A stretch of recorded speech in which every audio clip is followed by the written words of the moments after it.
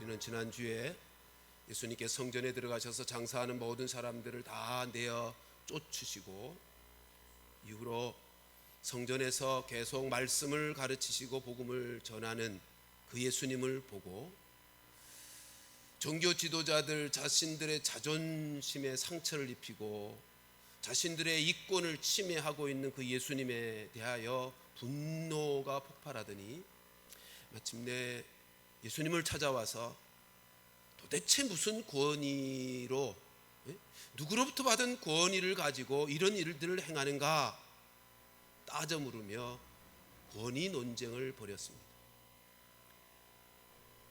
그러나 결국 그들은 예수님의 권위, 하나님으로부터 온 권위의 근원이신 예수님을 결코 인정하지 않았죠. 우리 예수님은 예수님의 권위, 하나님으로부터 온 권위를 인정하지 않은 그들이 결국 진멸되게 될 것, 하나님으로부터 구원주로 이 땅에 오셔서 온 인류를 구원하실 메시아로 오셨는데도 그 권위를 인정하지 않고 있었던 그들, 그래서 예수님을 십자가에 못 박아 죽게 했던 그들이 진멸당할 것을 아셨기에 예수님은 저들을 포기하지 않으시고 끝까지 저들을 돌이켜 깨닫고 돌이켜서 회복되어지도록 하기 위해 오늘 본문의 포도원 농부 비유의 말씀을 해주고 있습니다. 여러분, 오늘 본문의 이야기는, 오늘 본문의 비유의 말씀은 이런 것입니다. 어떤 사람이 포도원을 만들었습니다. 그리고 농부들에게 세를 주고 먼 나라로 가서 오랫동안 머뭅니다. 그리고는 이제 때가 되었습니다. 포도원의 열매를 수확할 때가 되었다는 것입니다. 그래서 종을 보내어 소작료를 받으려고 했습니다. 포도 농사를 지으면, 포도원을 이렇게 갖고 와서 포도나무를 심게 되면 보통 열매를 수확하기까지 한 4년의 시간이 소요된다고 합니다. 그러니까 10절에 있는 때가 되었다라고 하는 말씀이 그런 뜻입니다. 이제는 포도를 수확할 때가 되어서 맡겨준, 세를 내어준 농부들에게 소작료를 받겠다고 종을 보냈어요. 근데 그들이 어떻게 하죠? 첫 번째 온 종은 때려서 빈손으로 보냅니다. 두 번째 종이 왔는데 때릴 뿐만 아니라 능욕하고 빈손으로 보냅니다. 그리고 세 번째 종이 왔을 때는 이제 시간이 갈수록, 횟수가 더할수록 더 악해져요. 몸을 심하게 상하게 하고 내쫓아버렸습니다.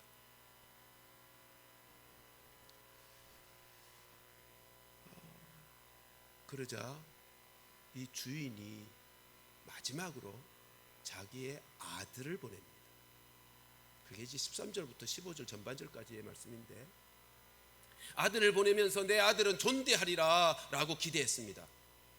그런데 그 포도원 농부들은 이 아들만 죽이면 이 포도원 우리 것이 될 수 있겠다 생각하고 아들을 포도원 밖으로 내쫓아서 죽여버렸습니다. 여러분, 지금 이 비유의 이야기 속에서 어떻게 그럴 수가 있을까? 도대체 이 포도원 농부들, 이 악한 포도원 농부들은 무엇을 믿고 이런 폐악한 짓을 저지르고 있을까? 그런 질문이 생기지 않습니까? 여러분, 이들이 이렇게 행동할 수 있었던 것은 그 시대에 이런 배경이 있습니다. 미시나라고 하는 책이 있는데요, 그 책은 유대인들의 전통들, 그러니까 구전으로 말로 이렇게 이어져 오던 유대인들의 전통을 문서화시킨 책을 미시나라 그러는데, 그 미시나라고 하는 책에 보면 주인이 없는 땅을 3년간 자기가 사용하게 되면 자기 땅이 된다는 해설이 있습니다. 그러니까 그 당시는 질병이나 전쟁으로 말미암아 주인들이 죽어지는 경우들, 그래서 주인 없는 땅들이 있었어요. 따라서 소작을 하다가 주인이 그런 일로 병고를 당해서 죽게 되고 이어받을 유산을 이어받을 아들이 없게 되면 자기 땅이 되는 거예요. 3년간만 주인으로부터 어떤 관여가 없으면 자기 땅이 되는 거예요. 그러니까 지금 이 포도원 농부들이 그걸 계산하는 거죠.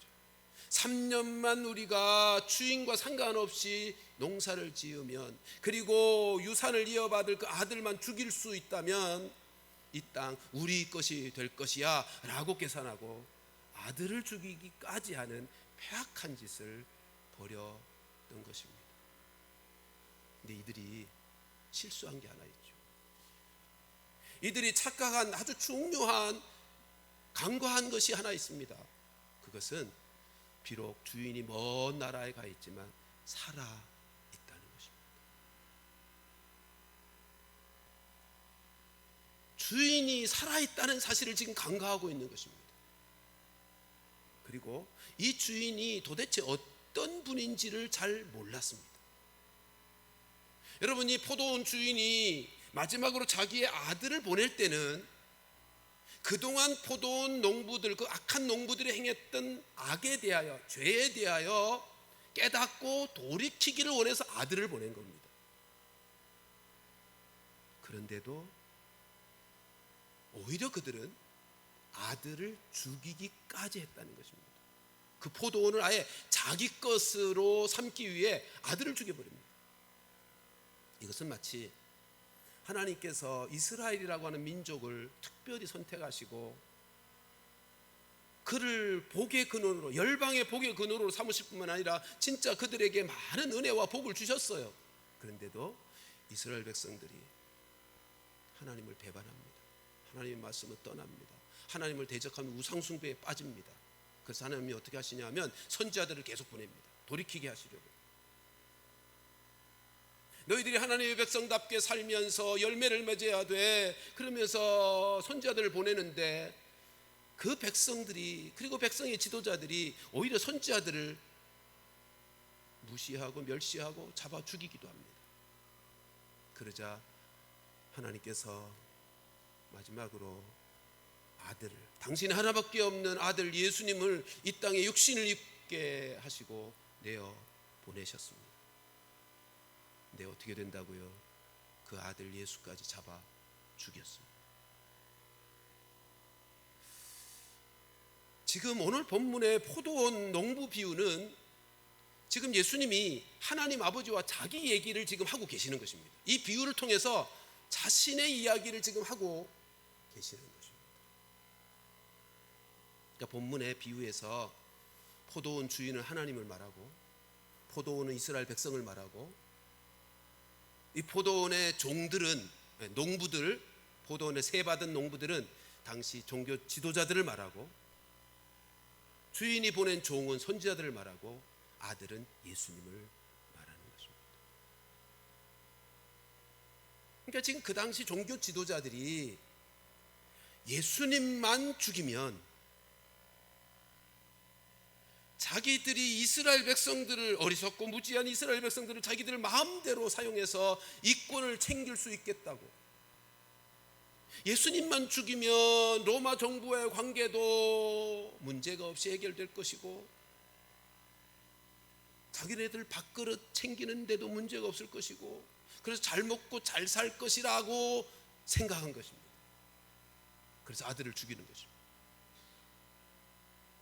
근데 이들이 뭘 지금 모르고 있는 거죠? 뭘 지금 착각하고 있는 거죠? 하나님이 주인이시라는 사실을 놓치고 있는 거예요. 하나님이 살아계시는, 주인으로서 살아계시다는 사실을 놓치고 있고 이들은 지금 하나님이 자기들에게 맡기신 것이 마치 자기 것인 양 자기 것으로 삼고 살아가겠다고 아들을 죽이고 있는 상황입니다. 하나님의 주인 되심을 인정하지 않고 자신이 주인 되어 살아가는 이 종교 지도자들, 이들이 결국은 유대전장으로 멸망을 당하게 되잖아요. 우리는 그 역사적인 사건을 통해서 하나님을 주인 삼지 아니하고 내가 주인 되어 살아가고자 하는 인생이 맞게 될 결말이 어떠한 것인가 하는 것을 깨닫게 되는 것입니다. 여러분, 우리는 우리의 목적을, 우리의 뜻을 이루는 인생으로 지음받은 존재들이 아닙니다. 네? 우리는요, 우리의 뜻을 이루어가며 살고 우리의 목적을 따라서 살아갈 그런 인생으로 지음받지 않았다는 것입니다.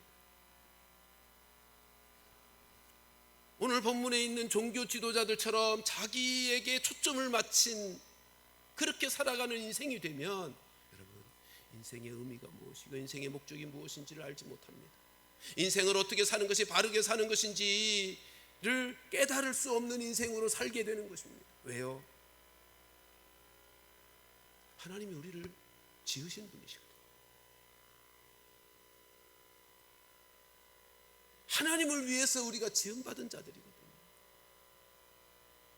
하나님이 우리의 존재의 근거이시라고요. 이 사실을 이해하지 못하면 인생을 이해할 수 없습니다. 네? 우리의 인생의 근원이 하나님이시라고 하는 사실, 우리가 하나님에 의해서 지음받았고 하나님을 위하여 지음받았다는 이 사실을 이해하지 못하면 인생을 제대로 이해할 수 없습니다. 오직 하나님 안에서만, 하나님의 뜻 안에서만 인생의 의미와 목적을 발견할 수 있고요, 그 하나님의 뜻, 하나님의 말씀에 순종하는 삶을 통해서만 의미 있는, 뜻 있는 인생을 살 수 있으며 안전한 삶이 보장되고 행복한 삶이 보장되어지는 것입니다.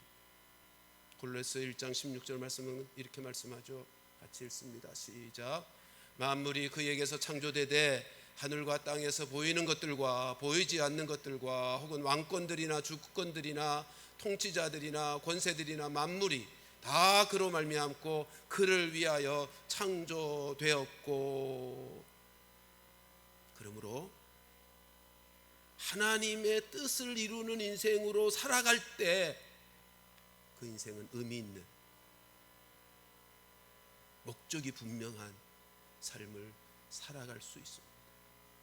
반대로 하나님의 뜻과 상관없이 내 뜻, 내 목적을 이루어드리고 육신의 생각, 육신의 욕망을 따라 살아가는 인생은 모든 것을 잃어버리는, 죽음밖에 남음이 없는 허망한 인생이 되고 마는 것입니다. 그래서 사도 바울은 로마서 8장 6절에서 이렇게 말씀합니다. 육신의 생각은 사망이고 영의 생각은 생명과 평안이니라. 여러분, 이 말씀을 메시지 성경으로 읽으면 이렇습니다. 같이 한번 읽어보실까요? 시작. 자기 자아에 사로잡힌 사람들은 결국 막다른 길에 이를 뿐입니다. 그러나 하나님께 주목하는 사람들은 탁 트이고 드넓은 자유로운 삶 속으로 이끌려 갑니다.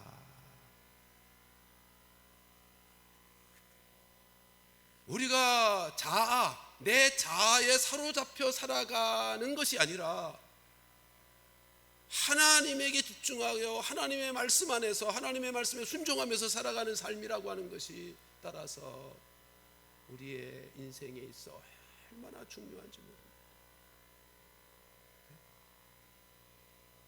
하나님이 우리의 생명과 우리의 존재, 우리의 삶의 근원이 되시기 때문에 거기서부터 출발되었고 그로 말미암아 유지되고 그를 위하여 살아가도록 지음받아 그렇게 살 때 우리는 진정한 의미 있는, 그리고 복된 삶을 살게 된다는 것입니다. 근데 문제는 죄악된 본성을 가진 우리들에게 있어서 내 자아에 사로잡혀 살아가는, 육신의 생각대로 살아가는 것이 너무 익숙해 있고,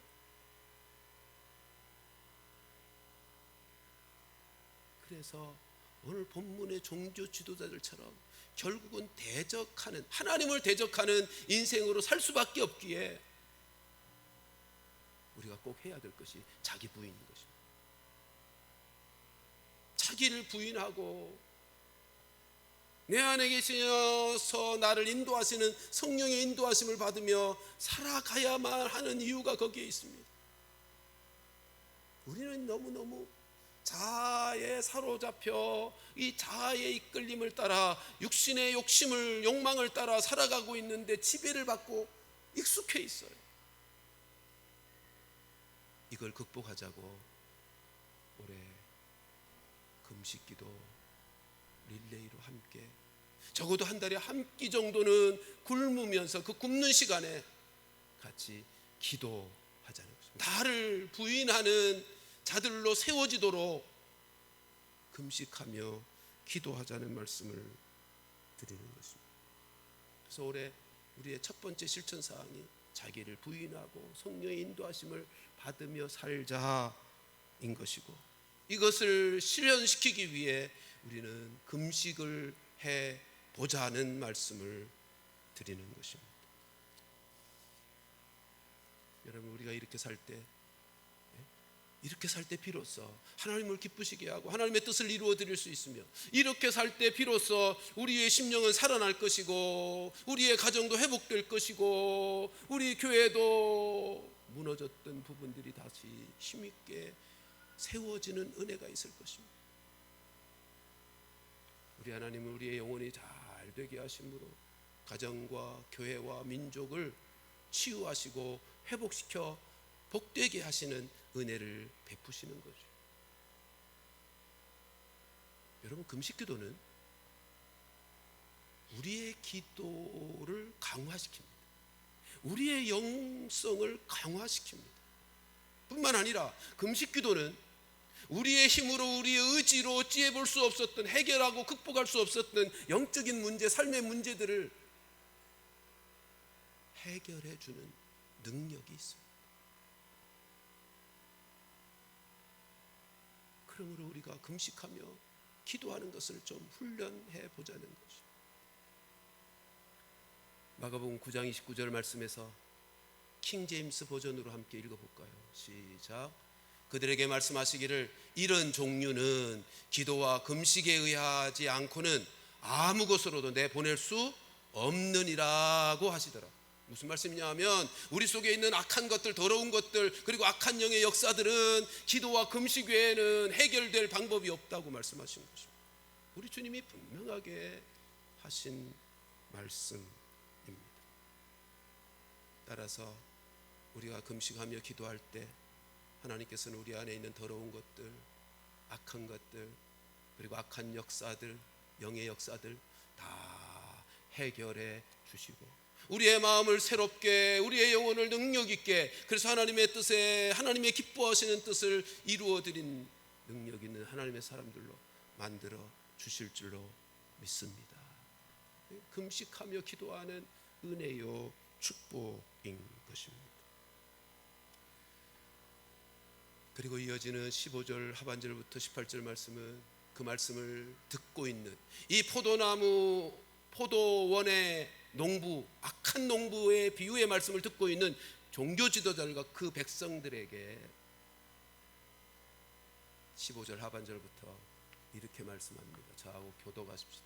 제가 먼저 읽습니다. 그런즉 포도원 주인이 이 사람들을 어떻게 하겠느냐?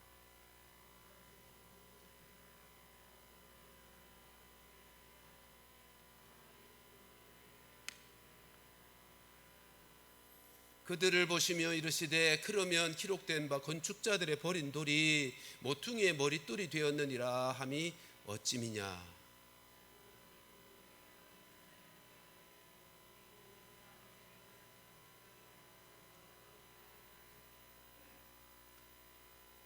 포도원 악한 농부의 비유를 듣고 있는 그들에게 아들까지 죽인 저들을 어떻게 할 것이냐고 물으실 뿐만 아니라 결국은 그 아들까지 죽인 그들은 심판을 받게 될 것이라는 사실을 말씀하시고, 이어서 그 포도원은 다른 사람에게 맡겨서 운영이 될 것이다를 말씀하고 계십니다. 오늘 이 비유에서 우리가 가장 주목하여 볼 내용이 이 부분입니다. 여러분, 지금 이 주인은 자기의 아들이 죽었음에도, 죽임을 당했음에도 포도원을 포기하지 않습니다. 이 포도원 주인은 결코 포도원을 포기하지 않습니다. 우리 하나님이 그런 분이십니다. 하나님은 이 포도원, 그게 뭐라고요? 하나님의 백성들이요. 우리 하나님은 당신의 백성들을 그 어떤 상황 가운데서도 결코 포기하지 않으시는 하나님이시다라고 하는 것입니다. 그게 17절 말씀인 것입니다. 17절 말씀 다시 보실까요? 그들을 보시며 이르시되 그러면 기록된 바 건축자들의 버린 돌이 모퉁이의 머릿돌이 되었느니라 함이 어찌. 이 말씀은 시편 118편 22절의 말씀을 가져온 거예요. 똑같은 말씀이죠. 건축자가 버린 돌이 집 모퉁이의 머릿돌이 되었나니. 그러니까 시편 118편 22절에서 장차 오실 메시아에 대한 예언의 말씀으로 예언하시는 것인데, 지금 예수님께서 말씀하십니다. 모퉁이의 머릿돌, 사람들이 버렸어요. 사람들로부터 버려진 돌인데 하나님은 그 돌을 모퉁이의 머릿돌로 삼으셨습니다. 이게 머릿돌이라고 하는 것은 우리가 잘 알다시피 건물을 지을 때 기초석으로 가장 중요한 돌을 머릿돌이라고 합니다. 그러니까 지금 사람들이 버린 그 돌이 모퉁이의 머릿돌이 되었다라고 하는 이 말씀은 예수님께서 종교 지도자들과 유대 백성들로부터 버림을 받았지만 하나님은 그 예수님으로 하나님 나라에, 하나님의 집에 모퉁이 머릿돌이 되게 하셨다는 거예요. 다시 말하면 하나님께서는 예수님을 온 인류의 구원자로 삼으시고, 그리고 그 예수님을 믿는 자들로 하여금 하나님의 집, 하나님 나라를 세워가게 하시는데 기초석, 머릿돌로 삼으셨으며, 그를 믿는 자들로 함께 하나님의 나라가, 하나님의 교회가, 하나님의 집이 세워져 가게 하셨다라고 하는 말씀입니다. 에베소서 2장 20절로 22절 말씀 보실까요? 석절의 말씀 같이 한번 이어서 읽습니다. 시작. 너희는 사도들과 선지자들의 터 위에 세우심을 입은 자라. 그리스도 예수께서 친히 모퉁이 돌이 되셨느니라. 그의 안에서 건물마다 서로 연결하여 주 안에서 성전이 되어가고, 너희도 성령 안에서 하나님이 거하실 처소가 되기 위하여 그리스도 예수 안에서 함께 지어져 가느니라. 아멘. 예수 믿어서 구원받은 우리들이 성전으로 지어져 가고 있습니다. 하나님의 집으로, 하나님이 거하시는 하나님의 집으로 지어져 가고 있고, 하나님 나라가 세워져 가고 있는데, 그 기초석이, 그 머릿돌이 예수님이신 거예요. 하나님이 그렇게 하셨습니다. 그러니까 예수님을 하나님의 나라에, 하나님의 집에, 또 다른 말로 교회의 머릿돌이 되게 하시고, 그를 믿는 자들로 그 하나님의 집이 세워지는 건축, 성전이 되어 가게 하신 것입니다. 자, 그러면 예수님을 모퉁이의 머릿돌로 삼으셔서 하나님이 이루어 가시는 새로운 성전, 예루살렘 성전 말고 하나님이 세워 가시는 새로운 성전, 하나님의 집, 하나님의 나라가 지금 어디에 있습니까? 예수 믿는 우리들 자신인 거죠. 이 자리에 예수 믿고 하나님의 자녀된 우리들 자신이 지금 하나님의 성전으로 세워져 가고 있는 자들이라는 말씀입니다. 여러분들, 이 17절 말씀, 이 17절 말씀을 통해서 우리에게 깨닫게 해주시는 은혜가 하나 있죠. 하나님의 손에 붙들리기만 하면, 사람들이 보기에는 쓸모없을 것 같아서 버려진 돌이라 할지라도 하나님의 손에 붙들리기만 하면 존귀한 인생 되어진다. 하나님께 귀하게 쓰임받는 존귀한 인생이 되어질 수 있다라고 하는 사실을 이 말씀을 통해서 깨닫게 됩니다. 사람들이 볼 때 우리 자신의 모습이 볼품없고 부족하고 연약하고 못나서 무시하고, 그래서 멸시하고, 그래서 버리는 인생일런지 모르지만, 여러분, 우리 하나님은 놀라운 건축가이시고 놀라운 예술가이십니다. 전에도 말씀드렸잖아요. 피카소라고 하는 예술가의 손에 버려진 자전거가 손에 들리니까 수백억의 예술작품, 황금머리라고 하는 예술작품으로 탄생하잖아요. 깨어진 유리조각이라 할지라도 장인의 손에 들어가서 색칠이 칠해지고 그것이 이어지면 스테인드 글라스가 되는 아름답고 멋진 작품이 되잖아요. 우리가 쓸모없고 사람들이 무시하게 되는 못나고 연약한 인생들이라 할지라도 하나님의 손에 붙들리게 되면 그렇게 멋지고 아름다운 존귀한 인생을 살아갈 수 있게 되는 법입니다. 우리가 하나님께 나를 내어 드리기만 하면, 나를 주님께 내어 드릴 수만 있다면 하나님께서는 우리를 영원한 복락과 영광을 누리는 하나님의 자녀가 되어지게 할 것이고, 이 땅에서도 의미 있고 뜻있는 인생으로 하나님께서 들어 사용하실 수 있게 해 주시는 것입니다. 그러므로 중요한 것, 우리에게 있어서 중요한 건 하나님과의 바른 관계입니다. 우리의 삶을 매일매일 주님 앞에 내어 드리는 거예요. 그리고 그 주님 안에서 말씀에 순종하면서 거룩하고 성결한 삶을 살아내는가 하는 것입니다. 너희가 하나님의 성전인 것을 알지 못하느냐?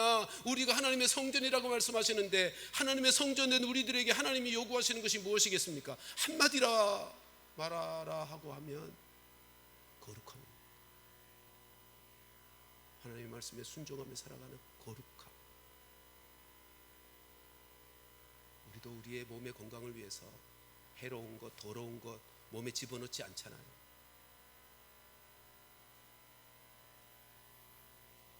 우리가 인생을 살면서 우리 몸을 더럽게 하고 해롭게 하는 술, 담배도 안 먹으려고 애를 쓰잖아요. 우리가 우리의 영혼을 거룩하게 성결하게 유지하기 위해서 음란한 생각이나 행위들을 금해야 할 것이고, 우리의 심령과 삶 속에 더러운 죄악들이 찾아오지 못하도록 우리 자신을 언제나 성령으로 지켜가야 하는 것입니다. 올 한 해 우리 모두가 다 우리 자신을 거룩하게 세워가는 훈련이 이루어지는 그런 한 해가 되어졌으면 좋겠어요. 우리 안에 있는 더러운 것들을 주님 앞에 다 내어놓고 회개하고 깨달아 청산하고요, 우리가 하나님 앞에서 거룩한 그릇이 되는, 우리가 하나님의 성전이 되었잖아요. 우리에게 요구하는 것 딱 하나예요. 거룩함이요. 말씀의 순종함으로 말미암아 이루어지는 거룩함이요. 그것 위해서 우리 금식하자는 거예요. 우리의 육체의 욕망을 끊어내는 경험들을 통해서 우리의 마음에 힘을 얻는 거예요. 그 모든 죄와 어두움과 더러움들을 이겨내는 영적인 힘을 얻는 데 있어서 금식만큼 좋은 것이 없거든요. 사랑하는 성도들이여, 올 한 해 나 중심으로 자아에 사로잡혀 살아가는 그런 인생이 아니라 나 자신을 부인하면서 하나님의 말씀에 순종하면서 살아가서 거룩함으로 하나님의 성전답게 세워지는, 그렇게 살아야 영향력 있는 그리스도인의 삶을 살고, 그렇게 사는 교회가 되어야 영향력 있는 참된 교회다운 교회가 되어질 수 있는 것이죠. 올 한 해 우리 모두가 자신을 부인하며 살아가는 훈련이 이루어져서 거룩한 성전으로 함께 아름답게 세워지는 복된 한 해가 되기를 주님의 이름으로 축원합니다. 또 한 가지, 본문 말씀을 통해서 하나님께서 우리에게 주시는, 오늘 본문에 예수님을 통해서 배워야 될 중요한 또 한 가지의 교훈이 있습니다.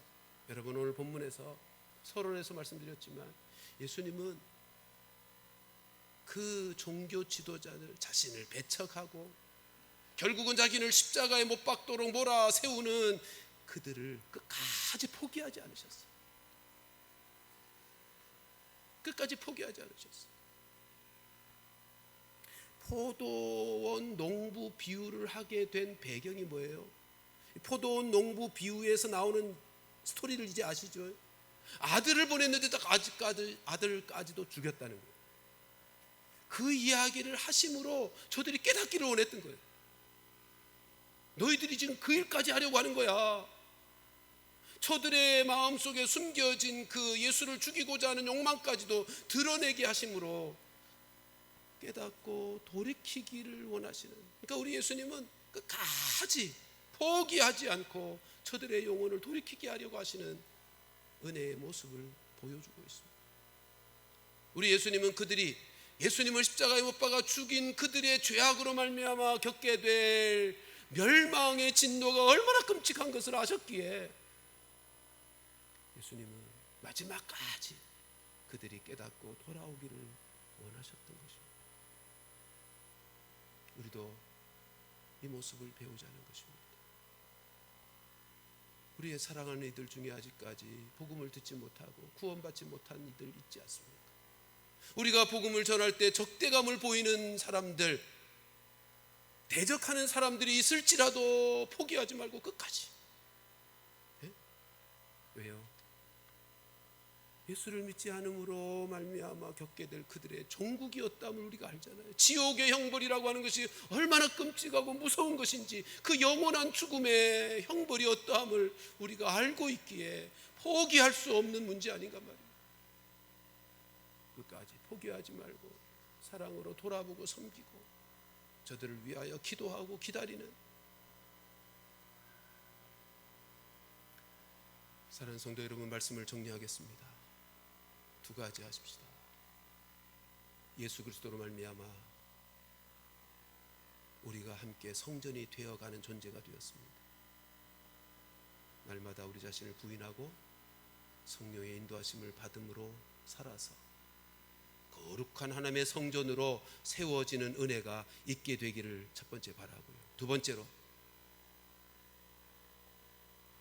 예수님처럼 끝까지 포기하지 않고 내 사랑하는 이들에게 복음을 전해서 저들로 구원받아 하나님의 자녀가 되게 하는 것이 성전을 함께 지어져 가게 하는 하나님 앞에서 우리가 해야 할 일인데, 내 자신이 거룩한 성전으로 세워진 것과 함께 내 주변의 많은 사람들에게, 사랑하는 이들에게 복음을 전하고 저들의 영혼을 주께로 돌이키게 하여 저들도 함께 성전으로 세워져 가게 하는 그 전도, 그 복음의 역사에 우리 모두가 함께 쓰임받는 축복이 있게 되기를 주님의 이름으로 축원합니다. 우리 함께 기도하십시다.